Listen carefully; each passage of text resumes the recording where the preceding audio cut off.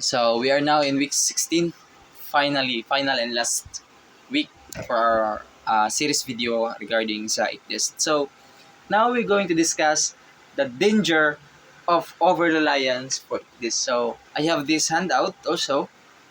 So, but I think we can explain this thoroughly based on our understanding about the specific word over-reliance. So over-reliance on ICDIS can lead to false sensitive and security, neglecting essential visual lookout and traditional navigational skills. Mariners may become complacent, failing to recognize potential hazards to system limitation, potentially lead to navigational errors.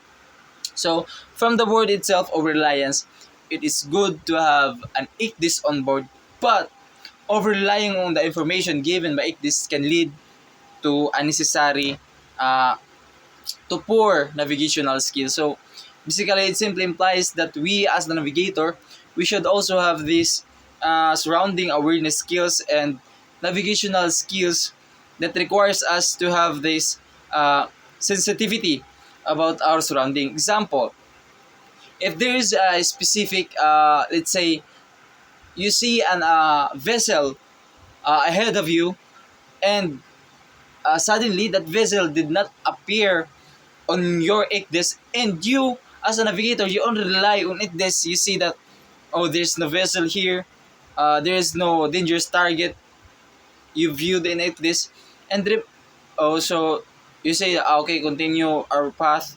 So without observing the surrounding, because you're only relying on the information given by ICDIS, so it's not good as a navigator. Also, remember that our ICDIS have its limitation. Na siya data nga dili makuha, na siya mga information that only navigator can see through proper lookout, through observing the surrounding, but that specific information will not appear on our ICDIS. So when we say about over reliance, we as navigator, we should not over relay our should not over relay or thoroughly entrust our safety of navigation through ICDIS. We must also have this surrounding awareness skills. So this is the end.